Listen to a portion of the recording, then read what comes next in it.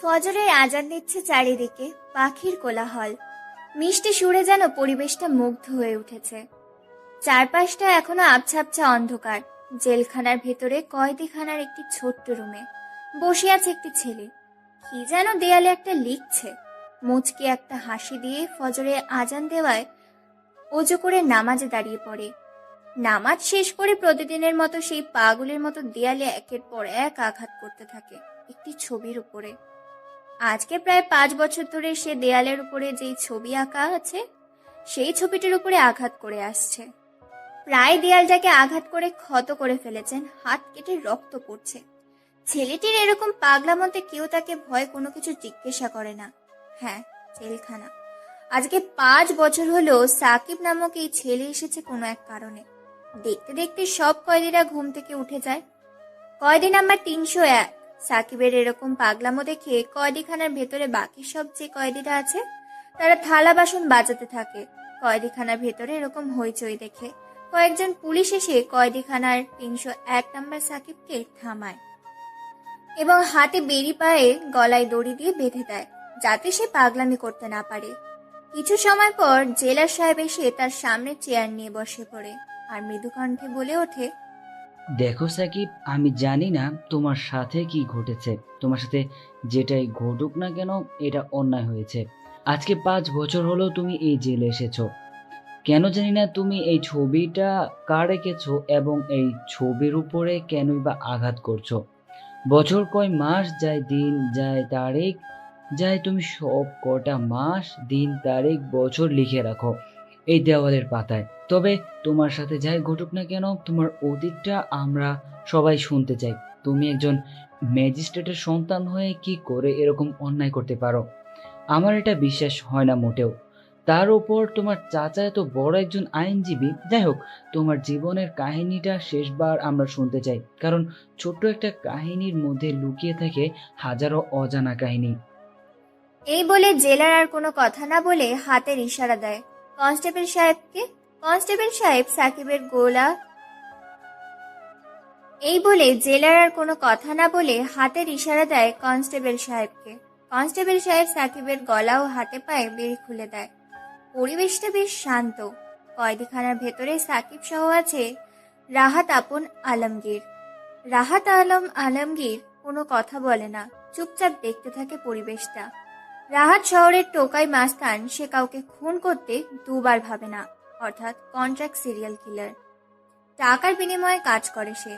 আর আপন, সে হচ্ছে শহরের আতঙ্কবাদী। শহরে টাকার বিনিময়ে সে আতঙ্ক সরিয়ে দেয়। বিভিন্ন বোম ব্লাস্ট ও খুনাখুনির মধ্যে জড়িত সে।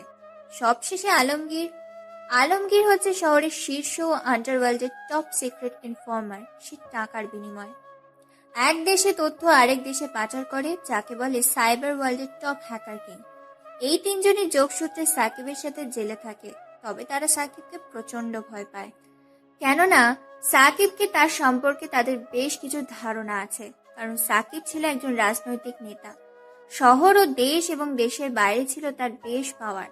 চাইলে সে এখান থেকে 2 মিনিটের মধ্যে বেরিয়ে যেতে পারে, কিন্তু সে এটা কখনোই করবে না, কারণ সে আইনকে সম্মান করে। যেখানে শহরে তার মা একজন ম্যাজিস্ট্রেট, বাবা দেশ ও দেশের বাইরের কোটিপতি বিজনেসম্যান, চাচা বিশাল এক আইনজীবী, এর মধ্যে রয়েছে তার পাওয়ার। সাকিব চোখ বন্ধ করে বসে আছে। হঠাৎ কিছু বেইমান, প্রতারক, ধোঁকাবাজ, বিশ্বাসঘাতকের চোখের সামনে ছবি ভেসে আসতে মুচকি একটা হাসি দেয় সাকিব। তার এই হাসির অর্থ খুবই ভয়ঙ্কর। এই হাসির মানে হলো লুকিয়ে থাকা হাজারো কথা। হঠাৎ তার একজনের কথা মনে পড়তেই নিজের অজান্তেই তার চোখ থেকে দুফোঁটা অশ্রু গড়িয়ে পড়ে। সাকিবের চোখে পানি দেখে রাহাত আপন আলমগীর একে অপরের দিকে তাকিয়ে আছে। বেশ কিছু সময় নীরবতায় কেটে যায়।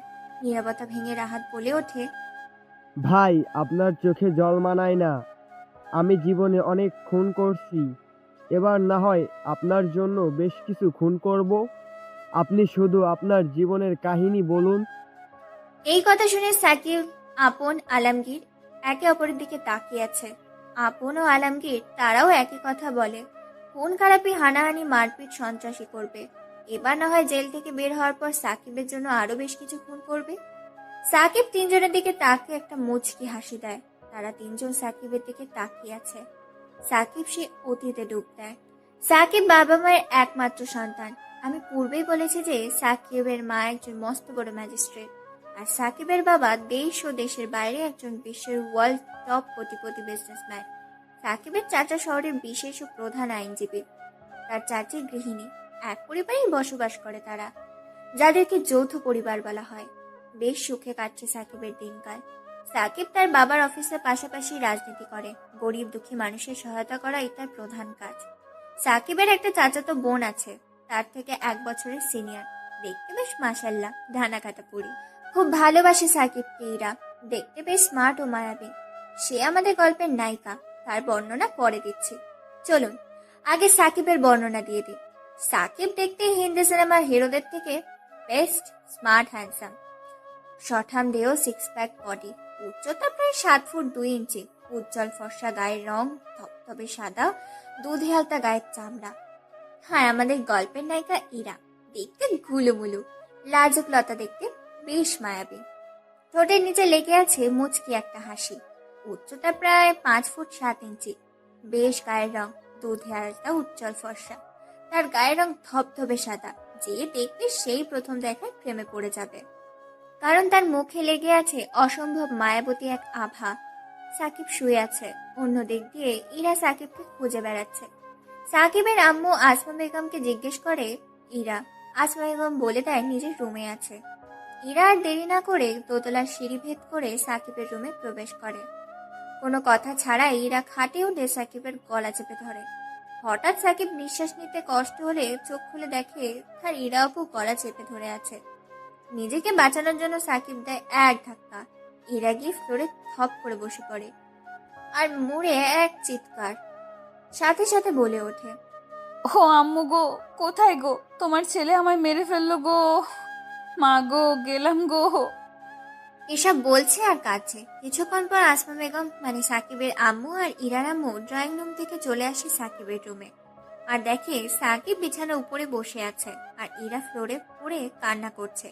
এটা দেখে আসমা বেগম বলে ওঠে, একে ইরা, তুই নিচে কিভাবে পড়লি? আর তুই এখানেই বা কি করছিস? এবার ইরা কাঁদতে কাঁদতে বা কাঁদার অভিনয় করে বলে ওঠে, আমি তোমাকে বললাম না ওকে ডাকতে এসেছিলাম, আর ওকে ডাকার সময় ও বলে যাবে না। আমি ওকে ওঠাতে গেলে ও আমাকে জোরে ধাক্কা দিয়ে ফেলে দেয়। এখানে আমি খুব ব্যথা পেয়েছি, কোমরটা বুঝি আমার ভেঙেই গেল। আসমা বেগম তার মেয়ের মুখে একথা শুনে রাগী দৃষ্টিতে তাকায় সাকিবের দিকে। সাকিব একটা শুকনো ঢোক গিলে, কারণ সে তার মাকে খুবই ভয় করে। সাকিবের দিকে আসমা বেগম এভাবে তাকিয়েছে দেখে জান্নাত বেগম চোখের ইশারায় সাকিবকে শান্ত হতে বলে। আর জান্নাত বেগম হচ্ছে ইরার আম্মু। আসমা বেগম নিজের ছেলের দিকে তাকিয়ে বলে ওঠে রাগী কণ্ঠে, তুই ওকে ধাক্কা দিয়ে ফেলে দিয়েছিস কেন? যেহেতু তুই ওকে ফেলে দিয়েছিস, তাহলে তুই ওকে ওষুধ লাগিয়ে দিবি। এই কথা শুনে সাকিবের হয়ে জান্নাত বেগম যখনই কথা বলতে যাবে, তখনই আসমা বেগম জান্নাত বেগমকে থামিয়ে দিয়ে সাকিবের হাতে একটা ওষুধের পলিথিন দিয়ে টানতে টানতে জান্নাত বেগমকে নিয়ে যায় আসমা বেগম ড্রয়িং রুমের দিকে। সাকিব নিরুপায়, আর কোনো উপায় না পেয়ে ফ্লোর থেকে কোলে করে তুলে বিছানায় এনে শুয়ে দেয় ইরাকে। তারপর ইরা মুচকি মুচকি হাসি দেয় আর চোখে তাকিয়ে নিজের জামাটা একটু হালকা উঠিয়ে বলে ওঠে, দিলি তো আমার কোমরটা ভেঙে। এখন আমাকে কে বিয়ে করবে? তুই আমাকে ফেলে দিয়েছিস, তুই আমার এখানে ওষুধ লাগিয়ে দে। পলিথিন থেকে হালকা ওষুধ নিয়ে নেয়। সাকিব কোনো উপায় না পেয়ে ইরার কোমরে মালিশ করে দেয়। এটা দেখে ইরা বেশ মুচকি মুচকি হাসছে। তারপর সাকিব আর কোনো কথা না বলে ফ্রেশ হতে ওয়াশরুমে চলে যায়। ইরা চলে যায় তার নিজের রুমে রেডি হতে। ও হ্যাঁ, সাকিব ও ইরা একই ভার্সিটিতে পড়ে। ইরা এবার অনার্স 2য় বর্ষে পড়ে আর সাকিব পড়ে অনার্স 1ম বর্ষে। ইরা থাকে সাকিবের 1 বছর বা 6 মাসের ছোট। ইরা আর সাকিব দুজনে ভার্সিটি যাওয়ার জন্য নিচে আসে। তারপর আসমা বেগম ও জান্নাত বেগম তাদেরকে খাবার বেড়ে দেয়। আসমা বেগম ইরাকে ভাত খাইয়ে দিতে থাকে আর জান্নাত বেগম সাকিবকে। খাওয়া দাওয়ার পর্ব যে যার মতো করে বেরিয়ে পড়ে ভার্সিটির উদ্দেশ্যে। ভার্সিটিতে কড়া গলায় ইরা সাকিবকে বলে দেয় যাতে সে তার ক্লাসের বাইরে আড্ডা না দেয়। সাকিব চলে যায় তার বন্ধুদের কাছে আর ইরা চলে যায় তার বান্ধবীদের কাছে। সাকিব এই কলেজের প্রধান নেতৃত্ব ছাত্র দলের নেতা। তেমনই তার বিপরীত দল সোহাগ। সোহাগ তার থেকে সিনিয়র, আর সোহাগ ইরাকে পছন্দ করে। এটা ভার্সিটির সবাই জানে, কিন্তু ইরা কাউকে পাত্তা দেয় না। ইরা শুধু একমাত্র সাকিবকে ভালোবাসে, তবে সাকিব সেটা জানে না। এভাবে কাটছে তাদের দিনকাল। সাকিব বসে আছে, তখন তাদের বন্ধু মাসুদ ফোন করে বলে ওঠে, হ্যালো সাকিব, কোথায় আছিস? শহরে আজকে নতুন একটা গ্যাং এসেছে বিভিন্ন অস্ত্র পাচার ও হীরা পাচার করতে, আর এই গ্যাংয়ের লিড দেবে সোহাগ। ও আইসি, ঠিক আছে, আসতে দে। ব্যান্ড বাজিয়ে দিব। তাদের আমাদের দলের প্রত্যেকটি বন্ধুকে রেডি থাকতে বলবি। আজকে রাতে অপারেশন সাকসেসফুল হবে, ফুল ধামাকা। ওকে ভাই, ঠিক আছে, সমস্যা নাই। এই বলে ফোন কেটে দেয় সাকিব। তারপর সাকিব সবার সাথে মিটিং করে, কি করে কি করবে এবং তাদের গ্যাংয়ের ছেলেদের রেডি থাকতে বলে আজকে রাতের জন্য। তারপর আড্ডা দিতে থাকে। আজকে ক্লাস করবে না বলে দিয়েছে। তাদের মাঝে আসে পায়েল। পায়েল সাকিবকে পছন্দ করে, অনেকবার প্রপোজ করেছে, কিন্তু সাকিব রাজি হয়নি। তার এক কথা, সে প্রস্তাবে রাজি না। আঠার মতো লেগে আছে পায়েল তার জীবনের সাথে। অন্যদিকে ইরা তার বান্ধবীদের সাথে আড্ডা দিচ্ছে। মাফি, বিপাশা, আশা। হঠাৎ করে সেখানে আগন্তুক হিসেবে এন্ট্রি নেয় সোহাগ। তারপর সোহাগ উল্টো পাল্টা ইঙ্গিত করতে থাকে ইরাকে। অনেক বাজে বাজে প্রস্তাব দেয়, খারাপ কথা বলে হাসাহাসি তামাশা করে তার সাথে। আর তাদেরই ক্লাসমেটের একটা ছেলে গিয়ে বলে দেয় সাকিবকে। সাকিব তার দলকে নিয়ে চলে আসে এই ক্লাসরুমে। তারপর কোনো কথা ছাড়াই সোহাগকে উড়াধুরা মারতে থাকে।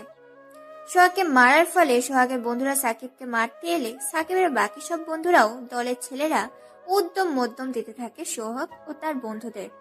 আধমারা করে ফেলেছে প্রায়। এক পর্যায়ে ইরা গিয়ে সাকিবকে থামায়। সাকিব থামছে না দেখে সাকিবের গালে একটা থাপ্পড় মারে ইরা, আর বলে ওঠে, ছাড় বলছি ওকে। তুই কি ওকে মেরে ফেলবি নাকি? খুনি হয়েছিস নাকি সন্ত্রাসী হয়েছিস যে তুই মারপিট করছিস, তা আবার আমার সামনে? কিন্তু ও তো তোমাকে। ব্যাস, অনেক হয়েছে, আর কোনো কথা নয়। সোহাগ বিশ্রী রকম একটা হাসি দেয় তাদের কর্মকাণ্ড দেখে। ইরা জানে সোহাগ নামের ছেলেটা ভালো নয়। সে যখন তখন সাকিবের ক্ষতি করে দিতে পারে, তাই সাকিবকে তার কাছ থেকে দূরে রাখার চেষ্টা করে। এ পর্যন্ত সোহাগ সাকিবের হাতে অনেক মার খেয়েছে। সোহাগ সাকিবের থেকে সিনিয়র, তবুও সাকিব আর কোনো কথা না বলে আরো কয়েকটা লাঠি মেরে সোহাগকে চলে আসে সেখান থেকে। নিজের রাগটা কন্ট্রোল করার জন্য ক্যাম্পাসের ক্যান্টিনে বসে সিগারেট খেতে থাকে একের পর এক। নিজের রাগটাকে কন্ট্রোল করার চেষ্টা করে। তার বন্ধুরা তাকে মানা করছে যেন সিগারেট না খায়। সিগারেট খেলে কষ্ট হয় তার, তবুও খেতে থাকে নিজের রাগটাকে দমানোর জন্য। সাকিবের যখন রাগ হয় তখন নিজের রাগটাকে কন্ট্রোল করার জন্য নিজের রাগটা সিগারেটের উপর দিয়ে চালিয়ে দেয়। কিছু সময় পরে ইরা সাকিবের সামনে এসে হাজির হয়। তারপর বেশ কয়েকটা ছবি তুলে নেয় সাকিবের, আর বলে ওঠে, তোকে কতবার বলেছি যে তুই সিগারেট খাবি না, তাও খাচ্ছিস। আজকে বাসায় চল, তোকে বোঝাবো। এই ছবিগুলো আজকে আম্মুর হাতে তুলে দিব, আর বলবো দেখো তোমার ছেলে কি করে, তারপর দেখবো কি করে সিগারেট খাস। সাকিব কোনো কথা না বলে একের পর এক সিগারেট খেয়েই চলেছে। এটা দেখে আবার ইরা মাসুমের কাছ থেকে সিগারেট ও লাইটারটা নিয়ে সিগারেট খেতে থাকে। কয়েকটান দিতেই কেসে ওঠে ইরা। এটা দেখে সাকিব হাঁ করে তাকিয়ে আছে ইরার দিকে, সাথে সাকিবের বন্ধুরাও। আর ইরার বান্ধবীরা তাকিয়ে আছে তাদের দুজনের দিকে। সাকিব এরকম দেখে এবার সিগারেটটা ফেলে দেয়, সাথে ইরার। তারপর সাকিব ইরার উদ্দেশ্যে বলে ওঠে, এখানে কি চাই তোমার? যাও না, যাও। এই সোহাগকে বাঁচাও, ওই সোহাগকে বাঁচাও। আমার এখানে কি চাই? তোমরা কেন এসেছো? সাকিবের কথা শুনে ইরা এবার হাসতে থাকে। হাসতে হাসতে বলে ওঠে, ও এই বুঝি আমার জানটা রাগ করেছে আমার প্রতি। আচ্ছা দাঁড়া, তাহলে তাহলে তো কিছু একটা করতে হয়। তারপর সাকিবকে আর কোনো কথা বলার সুযোগ না দিয়ে ইরা সাকিবকে সেখান থেকে নিয়ে আসে ভার্সিটির বাইরে রাস্তার পাশে একটা ফুচকার দোকানের কাছে। সেখানে গিয়ে ফুচকাওয়ালা মামার কাছ থেকে 2 প্লেট ফুচকা নেয়। দুটোতেই ঝাল দেওয়া আছে। ইরা একের পর এক খেয়েই চলেছে। সাথে থাকা সাকিব তার খাওয়া দেখে হাঁ করে আছে। সাকিব এভাবে হাঁ করে আছে দেখে ইরা এবার তার প্লেট থেকে একটা ফুচকা নিয়ে মুখে ঢুকিয়ে দেয় সাকিবের। সাকিব আনমনে সেটা খেতে থাকে। কিছু সময় পর সাকিব তার মুখে ঝাল অনুভব করে, হাতের প্লেটটা ফেলে দেয়, এদিক ওদিক ছোটাছুটি করতে থাকে। ঝালের জন্য ইরা সাকিবের এরকম অবস্থা দেখে ফুচকা মামার কাছ থেকে পানি চায়, কিন্তু ফুচকার দোকানে পানি না থাকায় ফুচকা মামাকে বেশ ঝাড়ি দেয়। বেশ খানিকক্ষণ কথা শুনে ফুচকাওয়ালার কাছ থেকে চিনি চাইলে চিনি নেয়, বলে আরো বেশ কথা শোনায়। ফুচকাওয়ালাকে আশেপাশের পানি খুঁজে কিন্তু পায় না, এদিকে চিৎকার করছে। সাকিবের এরকম অবস্থা দেখে আশেপাশের লোকগুলো হাসাহাসি করছে, সাথে মেয়েগুলো এটা দেখে। আর কোনো কথা না ভেবে চার ঠোঁট এক করে দেয় ইরা। সাকিব এভাবে একেবারে হতবাক, কি যেন মিষ্টি পেয়েছে। সাকিব একেবারে স্তম্ভ হয়ে গেছে। এতক্ষণ ইরা কি করেছে কোনো খেয়ালই নেই। আশেপাশের মানুষ হাঁ করে তাকিয়ে আছে তাদের দুজনের দিকে, চোখের পলক যেন ফেলছে না। কিছু সময় এভাবে কেটে যায়। হঠাৎ সাকিবের মনে পড়তেই ধাক্কা দিয়ে সরিয়ে দেয় ইরাকে। তারপর ইরা লজ্জা পেয়ে সাকিবের বুকে মুখ লোকায়। সাকিব কোনো কিছুই বুঝে উঠতে পারছে না। তারপর সাকিব ইরাকে সরিয়ে দিয়ে বলে ওঠে, কি আপু, এটা কি করলে? আমার সব মান সম্মান উঠিয়ে নিলে। এখন আমাকে কে ভালোবাসবে বলো দেখি? আমিও তো কিছু জানি না, তোর ঝাল লেগেছিল, কোনো কিছু পাই নাই, তাই এই পদ্ধতিটা ইউজ করেছি। আমার কি দোষ বল? আমার তো মনে হয় আমার ঝাল তো হয়নি, কিন্তু তোমার ইচ্ছে হয়েছিল তাই তুমি এমন করেছো। আমি আজকে বাসায় যাই, তারপর ছোট আম্মুকে সব বলবো তুমি জোরপূর্বক ভাবে আমাকে রাস্তার মাঝে কি। কথা বলতে দেয় না আর সাকিবকে। তার আগেই তার পায়ে এক লাথি দিয়ে রাগ দেখিয়ে চলে আসে ইরা। সাকিবও হাসতে হাসতে ইরার পেছনে এসে গাড়িতে উঠে বসে পড়ে।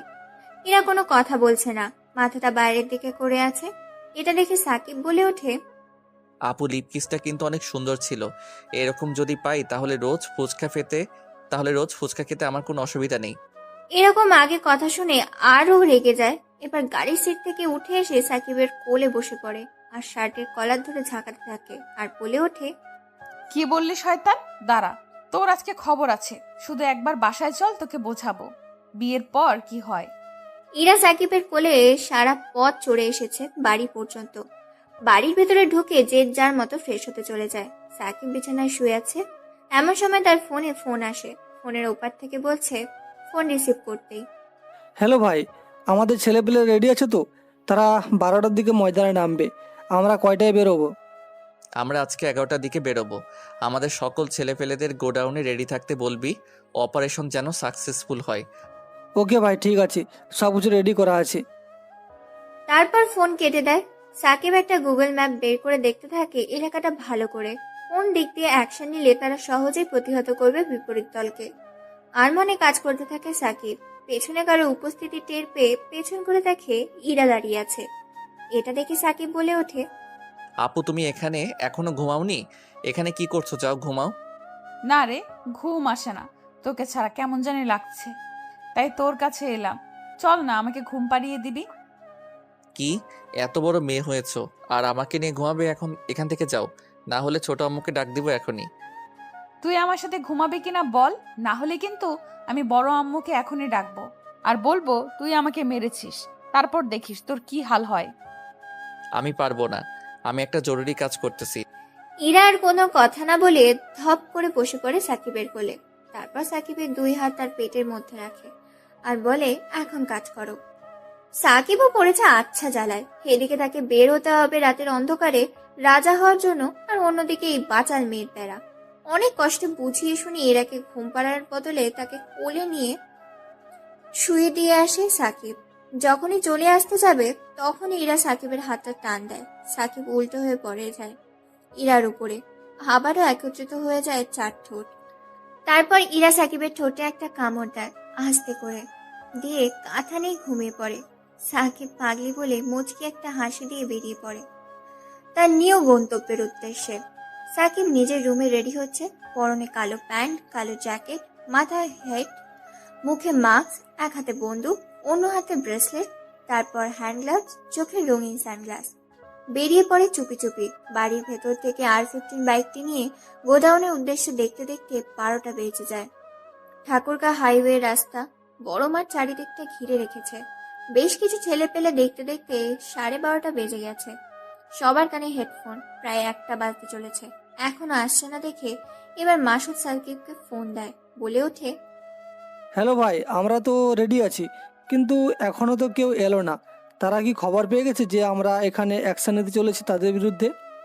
না মাসুদ, তারা অবশ্যই আসবে, কারণ সোহাগ কোনোদিন ছেড়ে দেওয়ার পাত্র না। তার টাকার নেশা খুব, তাই তাকে আসতে হবে। আর আমাদের হাতে একটা মাত্র প্রমাণ আছে, ওকে ধরতে পারলে এখানে জীবিত মেরে ফেলবো। ওর জন্য শহরের আজকে এই অবস্থা।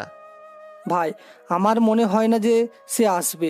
হয়তো তার সাঙ্গপাঙ্গরা আসবে, ওরা ম্যাক্সিমাম বেশি আসবে। ওকে, দেখা যাক। দেখতে দেখতে আরো বেশ কিছু সময় পেরিয়ে যায়। হঠাৎ দুদিক থেকে পরপর বেশ কয়েকটা গাড়ি এসে রাস্তার মাঝে এসে দাঁড়ায়। গাড়ি থেকে নেমে আসে মাত্র দুজন ব্যক্তি। সাকিবরা ভেবেছিল হয়তো বেশ বড় একটা গ্যাং আসবে, কিন্তু সেটা না, এসেছে মাত্র দুজন। এটা দেখে বেশ অবাক হয়েছে সাকিবরা। গাড়ি থেকে দুজন নেমে আসে, একজন জব্বার আর একজন জাবেদ। চারিদিকে বেশ অন্ধকার জমেছে। আকাশের আবার আজকে তারার মেলা, চাঁদের মেলা, জ্যোৎস্না। রাতের মেলার চারদিকটা অনেক ফটফটে আবছা আবছা অন্ধকার। জব্বার হলো শহরের কুখ্যাত সন্ত্রাসী, আর জাবেদ হলো সোহাগের ডান হাত। সোহাগের কথা মতো কাজ করে এই জাবেদ। দেশের সন্ত্রাসী ও টাকার বিনিময়ে কাজ করে তারা। দুজনের মুখোমুখি এসে দাঁড়ায় আর বলে ওঠে, পুরো 15 লক্ষ টাকার মাল আছে, আর তোর ভাই সোহাগরে বলে দিবি মালটা যেন ভালো করে সাপ্লাই করে, আর আমার নামটা যেন প্রকাশ না হয়, না হলে তুইও বাঁচবি না আর তোর বসও বাঁচবে না। আমাদেরকে মারবি তুই? শোন, তুই কিন্তু এখন বর্তমানে সিংহের গয়ে আছিস, আর এই সিংহ একবার থাবা মারলে চিরতরে শেষ।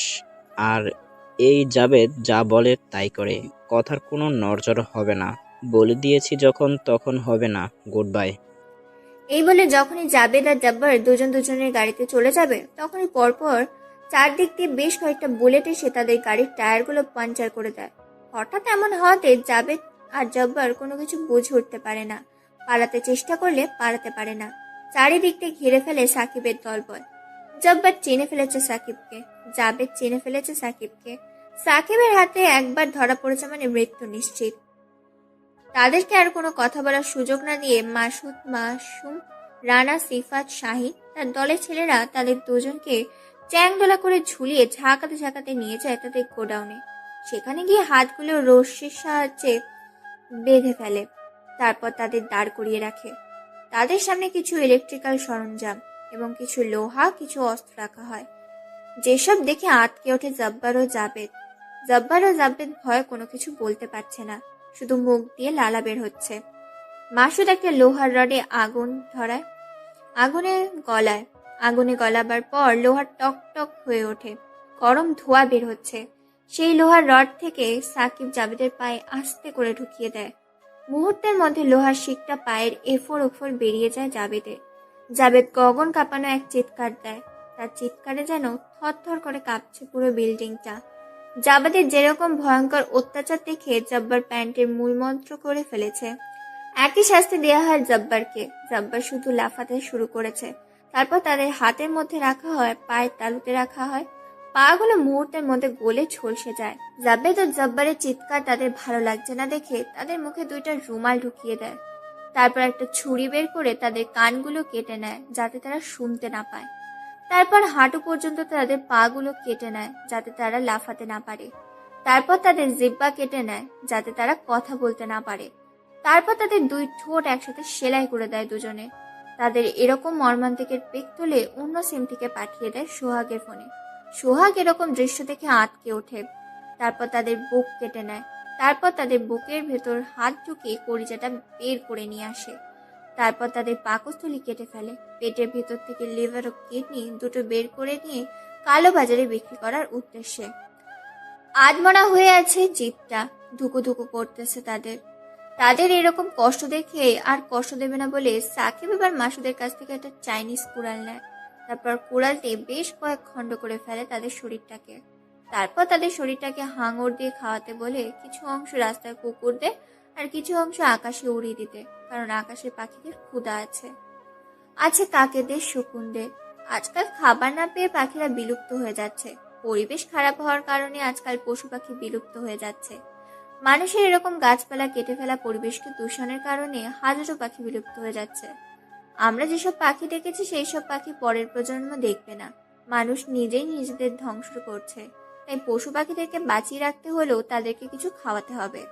হ্যাঁ বন্ধুরা, আপনারা ঠিকই শুনেছেন।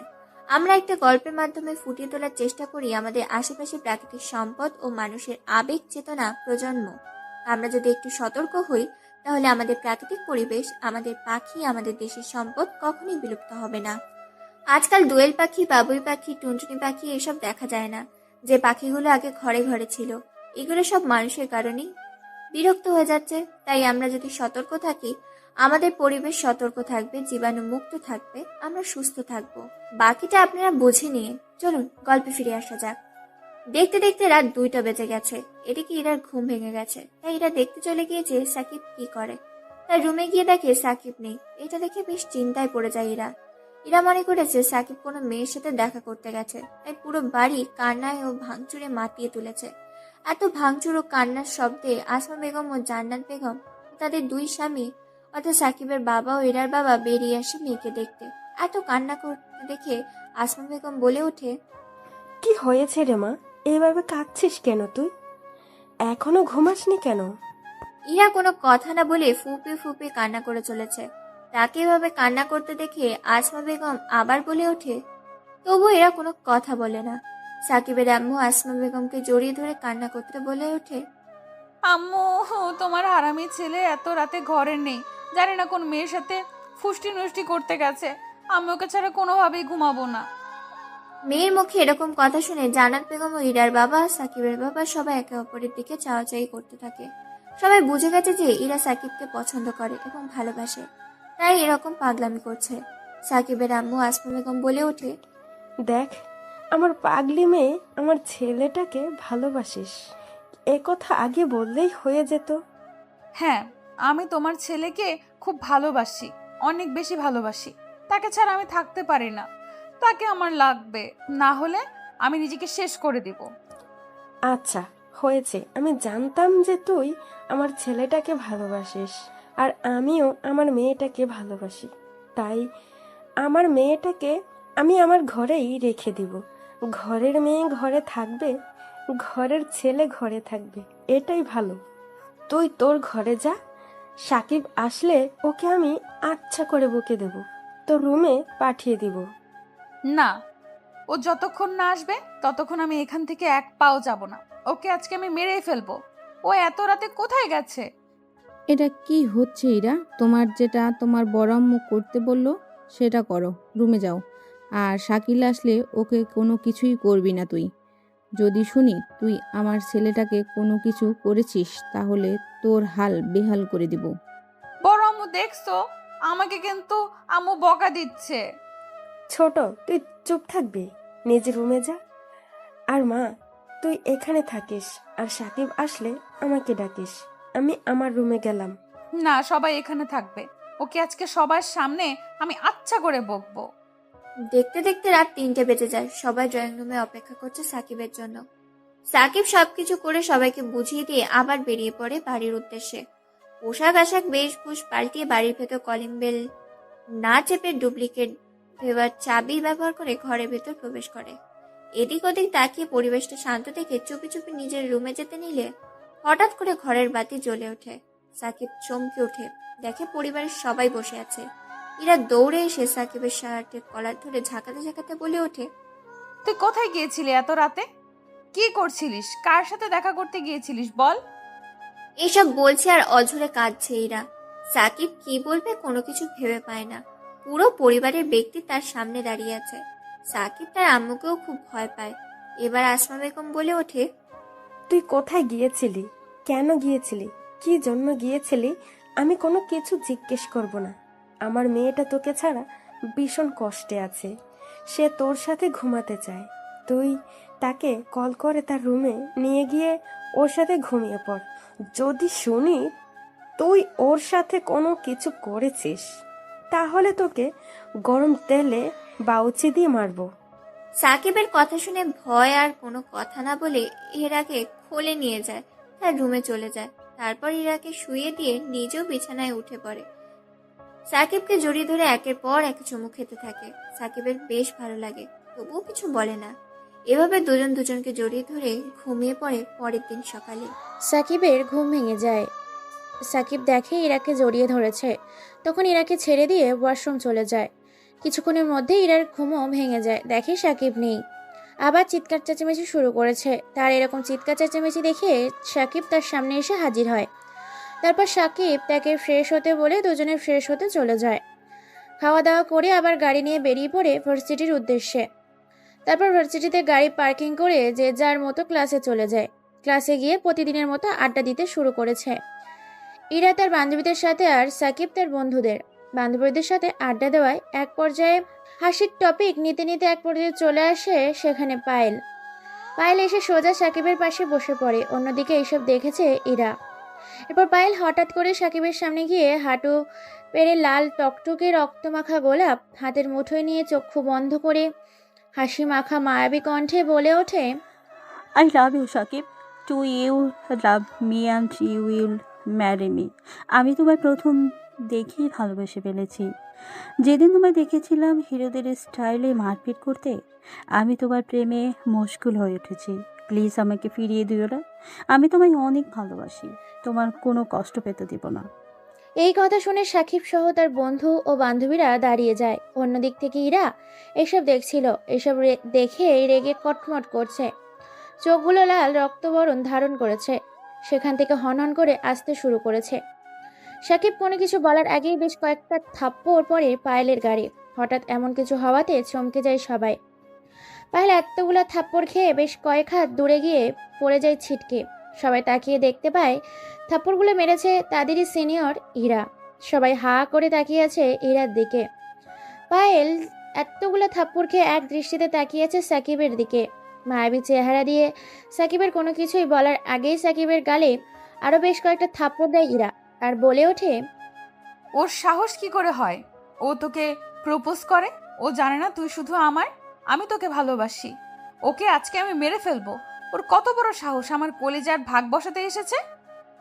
আর তোকে আমি বাসায় চল, দেখাচ্ছি তোকে। এইসব বলে আরো কয়েকটা থাপ্পড় বসিয়ে দেয় পায়েলের গালে। আরো বেশ কিছু থাপ্পড় দিতে যাবে, তার আগেই ধরে ফেলে সাকিব ইরাকে থামানোর চেষ্টা করছে। কলেজ ক্যাম্পাসে এরকম হইচই ও হাঙ্গামা দেখে প্রিন্সিপাল বেরিয়ে আসে, সাথে সোহাগও বেরিয়ে আসে। তারপর প্রিন্সিপাল সবটা শুনে মিটমাট করে দেয়। তাদের মধ্যে থেকে প্রিন্সিপাল এইসব শুনে পুরোনো দিনের একটা কথা মনে পড়ে যায় আর ভাবতে থাকে তার প্রতিশোধ নেওয়ার পালা এইবার এসে গেছে। প্রিন্সিপাল মনে মনে ছক কষতে থাকে কি করে তার প্রতিশোধের আগুন নেভাবে। এদিকে সোহাগও কিছু একটা ভাবছে মনে মনে। অন্যদিকে পায়েল এতগুলা ছেলে মেয়ে ও শিক্ষকদের সামনে অপমান হয়ে বেশ কষ্ট পায়, সাথে প্রতিশোধ নেবে চিন্তা ভাবনা করে সে। তারপর সাকিব ও তার বন্ধুরা এবং ইরার বান্ধবীরা সাথে সাকিব ও ইরাকে নিয়ে কলেজ ক্যাম্পাস থেকে বেরিয়ে আসে। সবাইকে বিদায় দিয়ে সাকিব ইরাকে নিয়ে ভার্সিটি থেকে চলে আসে বাড়িতে। তারপর একের পর এক জিনিস ভাঙচুর করতে থাকে ইরার এরকম অবস্থা দেখে আসমা বেগম আর জান্নাত বেগম জিজ্ঞেস করতে থাকে কি হয়েছে, কিন্তু কোনো কিছুই না বলে ভাঙচুর করতে থাকে। এক পর্যায়ে সাকিব ইরাকে জড়িয়ে ধরে, তারপর ইরা শান্ত হয়। সাকিবের বুকে মাথা গুঁজে দিয়ে ইরা হাও মাও করে কান্না করতে থাকে। ইরাকে শান্ত করার জন্য তার রুমে নিয়ে যায়। তারপর ইরাকে নিয়ে বিছানায় শুয়ে পড়ে। সাকিব নিজের বুকে জড়িয়ে ধরেই রাখে, কিছুক্ষণের মধ্যে ঘুমিয়ে যায়। তারপর ইরাকে কাঁথা টেনে দেয় তার শরীরের উপর দিয়ে। তারপর তার রুম থেকে চলে আসে। ড্রয়িং রুমে শায়লা বেগম ছেলেকে দেখে কি হয়েছিল জিজ্ঞেস করে। সাকিব প্রথম থেকে শেষ পর্যন্ত কলেজে ঘটে যাওয়া বিষয়গুলো সব খুলে বলে। আসমা বেগম তাদের খুব শীঘ্রই বিয়ে দিবে বলে সিদ্ধান্ত নেয়। আর আজকে সাকিবের বাবা ও চাচা আসলে এই বিষয়ে তাদের সাথে শেয়ার করবে, কারণ দিন দিন ইরার পাগলামা বেড়েই চলেছে। এরই মধ্যে ইরার ঘুম ভেঙে যায়। অনেক কষ্টে তাকে বুঝিয়ে শুনিয়ে বাড়িতে রেখে বাড়ির বাইরে বের হয়। সাকিব আর বাড়ি ফেরেনি। দেখতে দেখতে বিকাল পেরিয়ে সন্ধ্যা পেরিয়ে রাত 10টা। আজকে আকাশটা ঘন কালো আধারে ছেয়ে গেছে। এই বুঝি অঝোর সুরে ঝরঝর করে বৃষ্টি নামবে। বলতে বলতেই বৃষ্টি শুরু হয়ে গেছে। যানবাহন, মানুষের সমাগম, পাখির কিচিরমিচির, ঝিঝি পোকার ডাক সব নিস্তব্ধ হয়ে গেছে। পরিবেশটা যেন বৃষ্টি পড়াতে শীতল অনুভব করছে। আকাশে মেঘের সাথে বিদ্যুৎ চমকাচ্ছে, ভীষণ রকম বিকট আওয়াজে গর্জন করছে। অন্যদিকে প্রিন্সিপাল, শহরের মেয়র, কলেজের রাজনৈতিক বিপরীত দলের সোহাগ এবং অপমানিত কলেজের পায়েল এবং আন্ডারওয়ার্ল্ডের টপ সিক্রেট ক্রিমিনাল ভিক্টর, যার ডায়লগ একটাই, মাথা আমার নেই, চুল করি না আমি কোনো ভুল। এই ডায়লগটা একবার দেয় তো পুরো শহর কাঁপিয়ে দেয়। তাদের সাথে মিলিয়েছে কলেজের প্রিন্সিপাল, শহরের মেয়র, অপমানিত পায়েল এবং রাজনৈতিক বিপরীত দল সোহাগ। একটা পরিত্যক্ত বাড়ির ড্রয়িং রুমে বসে আছে 4 জন মিলে, ল্যাপটপের সামনে রাখা। ল্যাপটপের ওপার পাশে ভিক্টর আছে এবং ভিক্টরের সাথে কন্ট্যাক্ট করেছে এই 4 জন। চলুন সাকিবের সাথে এদের শত্রুতা কি, কেনই বা প্রতিশোধ নিতে চাচ্ছে ক্লিয়ার করে আসি আপনাদের সাথে, না হলে বুঝবেন না। গল্পটা কোথা থেকে কি হচ্ছে? হ্যাঁ, কলেজের প্রিন্সিপাল তার ছেলের মৃত্যুর প্রতিশোধ নেওয়ার জন্যই পরিকল্পনা করবে সাকিবকে জেলে পাঠানোর জন্য। অর্থাৎ প্রিন্সিপালের ছেলে গরিব বাবার এক মেয়ে নৃশংসভাবে রেপ করেছিল, আর ওই কেসটার দায়িত্ব পড়েছিল আসমা বেগম অর্থাৎ সাকিবের আম্মুর হাতে। প্রিন্সিপাল সাকিবের আম্মুকে 1 কোটি টাকা দিতে চেয়েছিল, কিন্তু সাকিবের আম্মু রাজি না হওয়াতে প্রিন্সিপালের ছেলের ফাঁসি হয়। রায় শোনায় প্রিন্সিপাল এই শোকে বেশ কিছু মাস ভার্সিটিতে আসেনি, আর আসমা বেগম ছেলেকে জেলে পাঠিয়ে তার প্রতিশোধ নেবে। এইদিকে সোহাগ হচ্ছে কলেজের বিপরীত দলের নেতা। সে সবসময় কলেজের হাঙ্গামা, র্যাগিং এবং বিভিন্ন দুর্নীতিতে যুক্ত আছে। সাকিব থাকায় সে এসব করতে পারছে না। আর তখন সোহাগ ইরাকে ভালোবাসে, কিন্তু সাকিব থাকায় ইরা সোহাগকে ভালোবাসে না, এই জন্য সেও প্রতিশোধ নেবে। শহরের মেয়র, যে কিনা শহরের রক্ষা কথা, সেই হয়ে গেছে রক্ষার বদলে ভক্ষক। সাকিব আসমা বেগমের সন্তান, মেয়র সেটা জেনে গেছে। মেয়রের চোরা কারবারির মাল পুলিশ ধরেছিল এবং তার কেস কোর্টে তোলা হয়, আর সে দায়িত্ব আসমা বেগমের ওপর পড়ে এবং 2 বছরের জন্য থানায় আটকে রাখা হয় মেয়রকে, এবং তার সব সম্পত্তি ও কালোবাজারি সরকারের হাতে তুলে দেয়। এই জন্য সাকিবের ওপর প্রতিশোধ নেবে, আর আসমা বেগমকে নিঃস্ব করার জন্য প্রতিশোধ নেবে। পায়েল হচ্ছে পাগল প্রেমিকা। পায়েল সাকিবকে খুব পছন্দ করে, জানি না ভালোবাসে কিনা। ইরা ভরা কলেজের মাঠে এক অপমান করেছে, তার এই অপমান সহ্য করতে না পেরে পায়েল এই 3 জনের সাথে হাত মিলিয়েছে প্রতিশোধ নেবে বলে সাকিবের কাছ থেকে। সর্বশেষে রয়েছে ল্যাপটপের ওপাশে ভিক্টর। ভিক্টর হচ্ছে কুখ্যাত সন্ত্রাসী আন্ডারওয়ার্ল্ডের। সে দেশের বাইরে থেকে দেশের ভিতরে বিভিন্ন অপরাধমূলক কাজ করে। তার কাজে অনেকবার বাধা দিয়েছে সাকিব। সে দেশে থাকার সেসব কাজ করতে পারে না, ব্যবসায় তার লস হয়। তাই এদের সাথে হাত মিলিয়ে সাথে সাকিবকে শেষ করে দেওয়ার জন্য এই হচ্ছে তাদের পরিকল্পনা করতে বসে গেছে। পায়েল বলে ওঠে, ওইরা সবার সামনে আমাকে কলেজে থাপ্পড় মেরেছে, এর প্রতিশোধ আমি নেবই। আমার কাছে একটা দারুণ পরিকল্পনা আছে মেয়র সাহেব, এবং আমাদের সাথে আছে ভিক্টর সাহেব। আমাদের একটা চালে পুরো তাদের পরিবার ধ্বংস হয়ে যাবে। সাথে ওই আসমা বেগম নিজের আপনজন হারানোর কেমন ব্যথা হয় সেটা অনুভব করবে। এক কথায় আমাদের একটা পরিকল্পনায় তাদের পুরো পরিবারটাই ভেসে যাবে। কিন্তু পরিকল্পনাটাই বা কি? তুমি কি এমন করতে চাইছো যেটা দিয়ে পুরো পরিবার শেষ?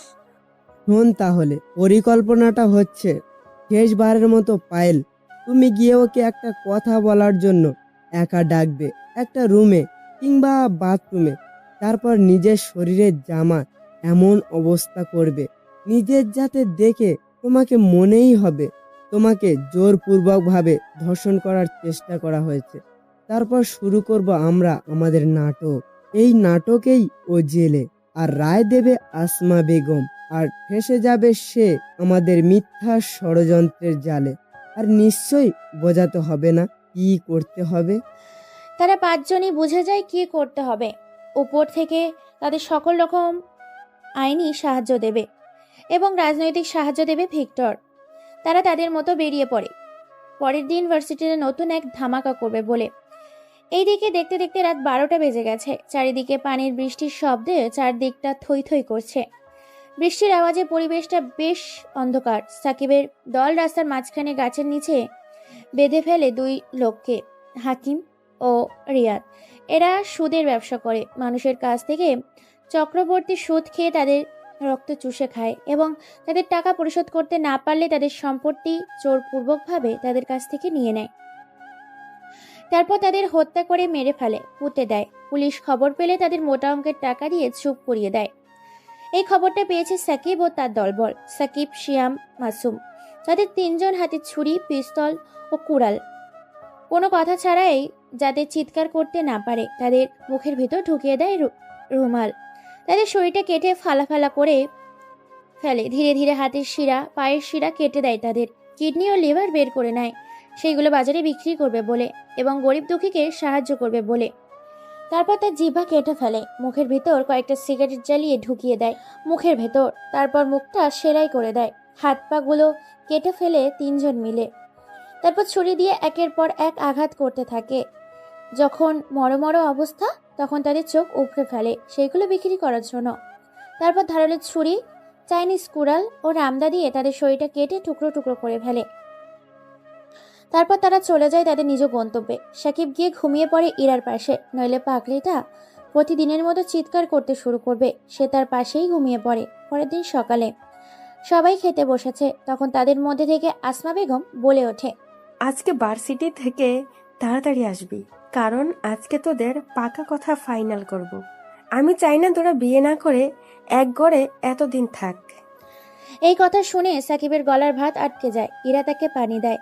সবাই সাকিবের এইরকম কাণ্ডে হু হু করে হেসে ওঠে। তারপর সবাই হাসি মুখে বেরিয়ে যায় যে যার কাজে। সাকিব ইরা চলে যায় ভার্সিটিতে। আজকে কেন জানি না ভার্সিটির পরিবেশটা থমকে আছে, কি যেন হতে চলেছে। এইদিকে ইরার মনটা খসখস করছে। আসমা বেগমও মনটা কেমন যেন আনচান আনচান করছে। কেউ কোনো কিছুই বুঝতে পারছে না। ইরা চলে যায় তার বান্ধবীদের সাথে আড্ডা দিতে। আড্ডা দিচ্ছে মাফি, বিপাশা, আশা। অন্যদিকে আড্ডা দিচ্ছে মাসুম, মাসুদ, সাকিব, রিয়াদ, রাজ, সৌভিক, শাওন, ইয়াজ, তৌফিক। এরা সবাই সাকিবের বন্ধু। সবাই আড্ডা দিচ্ছে একসাথে। তখনই তাদের আড্ডার মাঝে উপস্থিত হয় পায়েল। পায়েল এসে বলে ওঠে, সাকিব, আমার সাথে চলো না, তোমার সাথে আমার শেষবারের মতো কিছু কথা আছে, হয়তো আর দেখা হবে না। সাকিব কোনো কথা বলে না। পায়েল বারবার তাকে যেতে বলছে। সাকিব কোনো কিছু বলছে না। এটা দেখে মাসুম বলে ওঠে, ভাই ও যেহেতু বলছে অনেকক্ষণ ধরে, তাহলে তোর ওর কথাটা শোনা দরকার আছে। যা শুনে আয়, আমরা তো এখানে আড্ডা দিচ্ছি। তারপর পায়েল সাকিবকে নিয়ে চলে যায় দোতলার রুমে। রুমটা বন্ধ ছিল, নিস্তব্ধ। তেমন এদিকে কেউ আসে না। রুমের মধ্যে দুজনেই ঢুকে। হঠাৎ করেই দরজা আটকে দেয় পায়েল। তারপর পায়েল নিজের জামা কাপড় ছিঁড়ে ফেলে, শরীরের চুলগুলো এলোমেলো করে দেয়, যাতে তাকে দেখে মনে হয় কেউ জোরপূর্বকভাবে তাকে ধর্ষণ করার চেষ্টা করেছে। পায়েল সাকিবকে জড়িয়ে ধরে চিৎকার করতে থাকে। বেশ কিছু সময় এভাবে কেটে যায়। হঠাৎ এত কারো চিৎকার শুনে প্রিন্সিপাল সোহাগ চলে আসে তাদের কিছু ছেলেপুলে ও মেয়েকে নিয়ে। তাদের দরজা ভেতরে ঢুকে যা দেখে, তাদের সবাই মারধর করতে থাকে সাকিবকে। সাকিবের বন্ধুরা এসে সবাইকে থামায়। সেখানে চলে আসে ইরা ও তার দুই বান্ধবী।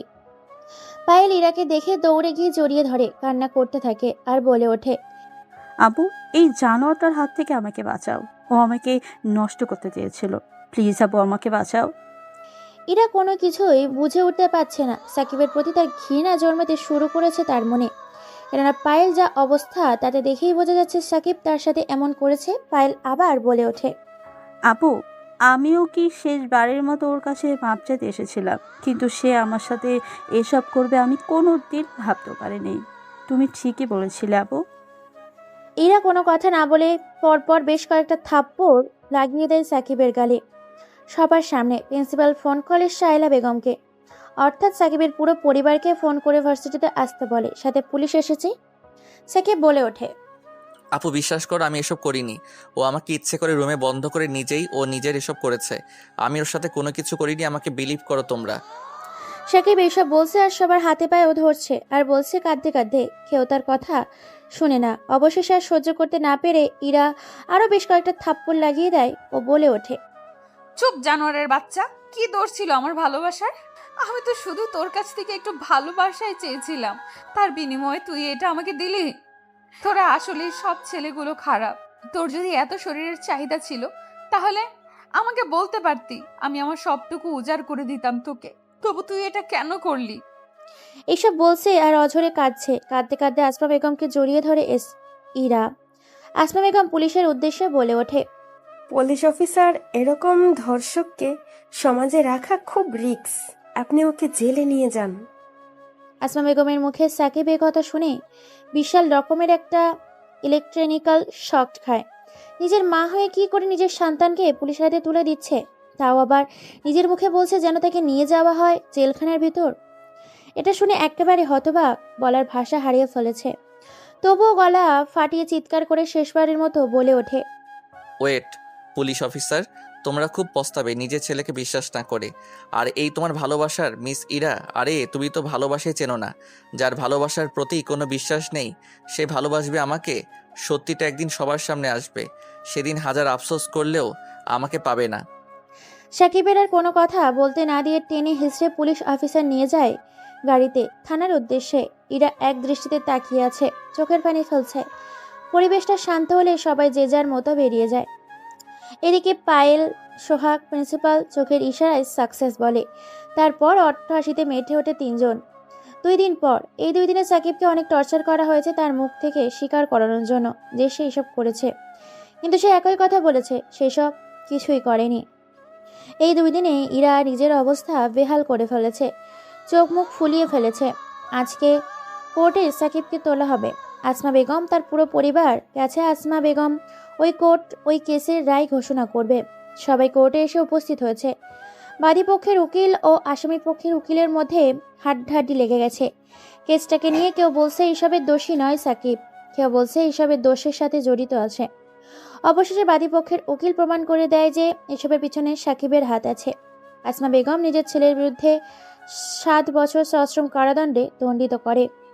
সাকিবকে শেষবারের মতো দেখে নেয় সবাই। সাকিবের সাথে ইরা দেখা করতে চাইলে সাকিব দেখা না করে চলে যায়। এই ছিল অতীতের কাহিনী। দেখতে দেখতে 5টি বছর কেটে যায়। জেলের ভিতর এর মধ্যে তার বন্ধুরা দেখা করতে এসেছিল সাকিবের সাথে, কিন্তু সাকিব কারোর সাথেই দেখা করেনি। সাকিবের পুরনো স্মৃতি মনে পড়তেই চোখ থেকে 2 ফোঁটা নোনা পানি গড়িয়ে পড়ে। সাকিবের জীবনের এত কষ্ট, এটা শুনে রাহাত, আপন, আলমগীর সবার সান্ত্বনা দিতে থাকে। সাকিবকে দেখতে দেখতে ফজরের আজান দিয়ে দেয় সকাল হয়েছে। এই 5 বছর সাকিব নিজের কোনো যত্ন নেয়নি। চুল, দাড়ি, নখ, শরীরের যা তা অবস্থা। পুরো পাগলের মতো হয়ে গেছে দাড়িগুলো, চুলগুলো বড় হয়েছে। তাকে সবাই চুলগুলো কাটতে বলে, সে একটা কথাই বলে, এগুলো তার স্মৃতি হিসাবে তার কাছেই থেকে যাবে। হঠাৎ তাদের কথার মাঝে জেলার সাহেব এসে বলে ওঠে, সাকিব, রাহাত, আপন ও আলমগীর, তোমাদের সততা ও ভালো ব্যবহারের জন্য তোমাদের সুখবর আছে। তোমরা আজ থেকে মুক্তি, স্বাধীন মুক্ত পাখির মতো ঘুমাতে পারবে। তোমাদের 7 বছরে জেল হয়েছিল। তোমাদের ভালো ব্যবহারের জন্য তোমাদের 2 বছরের শাস্তি মওকুফ করে দেওয়া হয়েছে। এখানে তোমাদের জন্য 20,000 টাকা আছে। 4 জনের 5,000 করে তোমরা নতুন করে তোমাদের জীবনটা শুরু করবে। এটা তোমাদের কাজের পুরস্কার। কথাটা শুনে যেন রাগটা রাগান্বিত আগুনের ফাটায় পরিণত হয়। সাকিবের পুরনো স্মৃতির প্রতিশোধ নেবে সে। এখন থেকে শুরু হবে নতুন খেলার শহরে। মুচকি একটা হাসি দেয় সাকিব। তারপর সাকিব, তারা 3 জন, মোট 4 জন মিলে থানার সকল ফর্মালিটি প্রদান করে। থানা থেকে বেরিয়ে যায়। থানার বাইরে এসে শরীরটা মুচড়ে নেয়। 4 জন মিলে আজকে প্রায় 5 বছর পর নতুন জগতে নিঃশ্বাস নিচ্ছে। মুক্ত পাখি হয়ে তারা 4 জন মিলে অন্যদিকে বাড়িটিকে চারদিক দিয়ে ও সানাই দিয়ে ভরিয়ে দিয়েছে। আজকে বিয়ে বাড়িতে নতুন করে উৎসবে জেগেছে। চাকরি করে সাজিয়ে তুলেছে পুরো বাড়িটাকে। বিয়ে বাড়িতে মাতিয়ে তুলেছে আত্মীয় স্বজন ও পাড়ার প্রতিবেশীরা। সবাই বাজি চালাচ্ছে। পুরো বাড়িতে লোকজন দিয়ে ভরা। হ্যাঁ, আজকে বিয়ে হতে চলেছে ওই মিথ্যেবাদী ছলনাময়ী পায়েলের। তারই বিয়েতে ধুমধাম করে তার পরিবার সানাই বাজিয়ে বিয়ে দিচ্ছে তার অন্য একটা ছেলের জীবন নষ্ট করে। সাকিব চলে আসে তার শহরে। প্রথম টার্গেট তার পায়েল। তাই সে সোজা পায়েলের বাড়িতে চলে আসে আপন, রাহাত ও আলমগীরকে নিয়ে। বাড়ির সামনে এসে জানতে পারে আজকে তার গায়ে হলুদ ও কাল তার বিয়ে। তাই কিভাবে বাড়ি থেকে তুলে নিয়ে আসবে পরিকল্পনা করতে লেগে পড়েছে সাকিব তাদের 3 জনের সাথে। অন্যদিকে পায়েল নিজের ভুলটা বুঝতে পেরে চলে যায় আসমা বেগমের বাড়িতে। আসমা বেগমের বাড়িতে গিয়ে এক এক করে সবকিছু খুলে বলে সবার সামনে। এটা শুনে ইরা বেশ কয়েকটা থাপ্পড় মারে পায়েলের গালে। ইরা বলে, তোর মতো কাল নাগিনীর জন্য আমি আমার ভালোবাসাকে অপমান করেছি। তোকে আজকে আমি মেরেই ফেলবো। শুধুমাত্র তোর জন্য 5টা বছর আমি অঝরে চোখের পানি ফেলেছি। তোর জন্য পুরো পরিবারটা আমাদের লন্ডভন্ড হয়ে গেছে। এইটা বলছে আর একের পর এক থাপ্পড় দিয়েই চলেছে ইরা পায়েলের গালে। আসমা বেগম ও জান্নাত বেগম পায়েলকে ইরার কাছ থেকে ছাড়িয়ে পায়েলকে আরও কিছু না বলে ইরাকে নিয়ে গাড়ি নিয়ে বেরিয়ে যায় থানার উদ্দেশ্যে। কয়েক ঘন্টার মধ্যেই থানায় এসে হাজির হয়ে যায়। তারপর আসমা বেগম বলে ওঠে, পুলিশ অফিসার কয়েদি নম্বর 103 সে জেলে ছিল। 7 বছর তাকে জেলে রায় শোনানো হয়েছিল। সে কোথায়? তাকে তো দেখছি না। সরি ম্যাম, আপনি বোধহয় সাকিবের কথা বলছেন। সাকিবকে আজকে জেল থেকে বের করা হয়েছে। তার 7 বছর জেল শোনানো হয়েছিল। তার ভালো ব্যবহার আচরণের জন্য তাদের 4 জনকে 5 বছর জেল খাটার পরে ছেড়ে দেওয়া হয়, আর আপনার আসার মাত্র কয়েক ঘন্টা আগে তাকে ছেড়ে দেওয়া হয়েছে। এই কথা শুনে ইরা সহ তার পুরো পরিবার কান্নায় ভেঙে পড়ে। কি ভুল করেছে তারা? সাকিবের সাথে কি অন্যায় করেছে? সাকিবের কথা না শুনে তারপর পুলিশ অফিসারের কাছে সাকিবের ছবি চাইলে পুলিশ অফিসার সাকিব ও তাদের 3 জনের শেষ স্মৃতি হিসাবে একটা ছবি রেখে দেয়। আর ইরাও তাদের পরিবারের ছবিটা দেখে হাউমাউ করে কাঁদতে থাকে, কেননা সাকিবকে চেনাই যাচ্ছে না। মুখে দাড়ি, মাথায় চুল, শরীরের কি অবস্থা! যে ছেলে কিনা শরীরের এক ফোঁটা যত্ন নিতে ভুলতো না, সেই ছেলের শরীরে অবস্থা দেখলে এমনিতেই চোখের পানি চলে আসবে। পুরো পাগল হয়ে গেছে, পাগল দেখাচ্ছে সাকিবকে। তারপর পুরো শহরে খুঁজতে থাকে সাকিবকে, কিন্তু পায় না। হারিয়ে যাওয়া ব্যক্তিকে খুঁজে পাওয়া খুবই সহজ, কিন্তু কেউ যদি হারিয়ে যায় তাকে খুঁজে পাওয়াটা খুব কঠিন। দেখতে দেখতে দিনটি কেটে যায়। ইরাকে নিজের ঘর বন্দি করে ফেলেছে। আজকে পায়েলের বিয়ে। পায়েলের মনটা ভীষণ খারাপ, সে নিজের কাজে বেশ অনুতপ্ত। বরপক্ষ প্রায় চলে আসার সময় হয়ে গেছে। হঠাৎ বিয়ে বাড়িতে প্রবেশ করে 4 জন মুখোশধারী ব্যক্তি। কালো পোশাকে আবৃত সেই 4 জন কালো পোশাকধারী লোক বিয়ের কনের সামনে চলে আসে। বিয়ের কোণে পায়েল সেই 4 জনের মধ্যে থেকে একজনকে দেখেই আঁতকে ওঠে, কেননা সে যে সাকিব। কেউ কোনো কিছু বলে ওঠার আগেই পর পর কালো পোশাকধারী লোকগুলো বেশ কয়েকটা গুলি চালায়।